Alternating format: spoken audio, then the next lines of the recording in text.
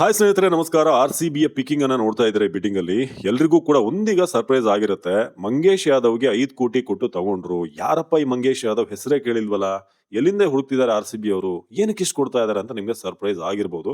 ನಮಗೂ ಕೂಡ ಆಯ್ತು. ಬಟ್ ಒಂದಷ್ಟು ರಿಸರ್ಚ್ ಮಾಡಿದಾಗ ಈ ಮಂಗೇಶ್ ಯಾದವ್ ತಾಕತ್ ಏನು ಅಂತ ಗೊತ್ತಾಗಿದೆ.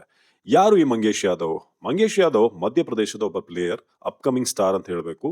ಸೊ ಅವರು ನಮ್ಮ ರಜತ್ ಪಟಿದಾರ್ ಇದಾರಲ್ಲ ಕ್ಯಾಪ್ಟನ್, ಅವರ ಶೋಧ.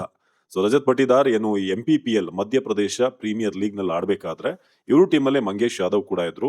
ಅಲ್ಲಿ ಇವರ ಕೆಪಬಿಲಿಟಿ ಏನು ಅಂತ ಅವ್ರು ನೋಡಿದ್ದಾರೆ.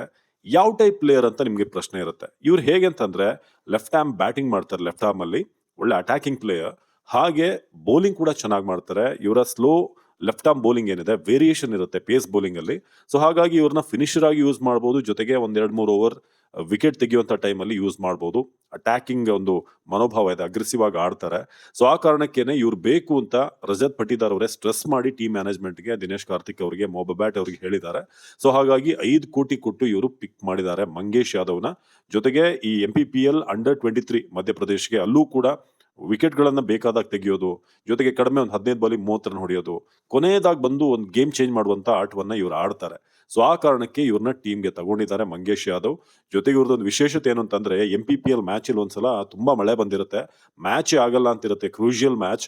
ಸೊ ಆ ಮ್ಯಾಚ್ ನಲ್ಲಿ ಇವರು ಚೆನ್ನಾಗಿ ಆಡಿ ಮ್ಯಾನ್ ಆಫ್ ದಿ ಮ್ಯಾಚ್ ಆಗ್ತಾರೆ. ಆಗ ಅವರು ಪ್ರೆಸೆಂಟೇಷನ್ ಸೆರೆಮನಿಗೆ ಬಂದು, ಈ ಮ್ಯಾನ್ ಆಫ್ ದಿ ಮ್ಯಾಚ್ ನನಗ್ ಬೇಡ, ಈ ಮ್ಯಾಚ್ ಆಗೋಕೆ ಕಾರಣವಾದಂತ ಗ್ರೌಂಡ್ಸ್ ಮ್ಯಾನ್ ಇದ್ದಾರೆ, ಅವ್ರಿಗೆ ಕೊಡಿ, ಗ್ರೌಂಡ್ಸ್ ಮ್ಯಾನ್ ಗಳಿಗೆ ಅವರಿಂದನೇ ಮ್ಯಾಚ್ ಆಗಿದ್ದು. ಸೊ ನನ್ನ ಮ್ಯಾನ್ ಆಫ್ ದ ಮ್ಯಾಚ್ ಅವ್ರಿಗೆ ಕೊಡ್ತೀನಿ ಅಂತ ಹೇಳಿದಂತ ಒಬ್ಬ ಯುವಕ. ಸೊ ಈ ಯಂಗ್ಸ್ಟರ್ ಅನ್ನ ರಜತ್ ಪಟಿದಾರ್ ಅವರು ಪಿಕ್ ಅಂಡ್ ಚೂಸ್ ಮಾಡಿ ತಗೊಂಡಿದ್ದಾರೆ. ಸೊ ನೋಡೋಣ ಹೇಗೆ ಯೂಸ್ ಆಗ್ತಾರೆ. ಒಂಥರ ಮನೋಜ್ ಬಾಂಡ್ಗೆ ಸಿಮಿಲರ್ ಇದೆ ಇವರ ಆಟ. ಸೊ ಮೇ ಬಿ ಆ ಒಂದು ರಿಪ್ಲೇಸ್ಮೆಂಟ್ ಅನ್ನ RCB ನೋಡಿದೆ ಅಂತ ಅನಿಸ್ತಾ ಇದೆ.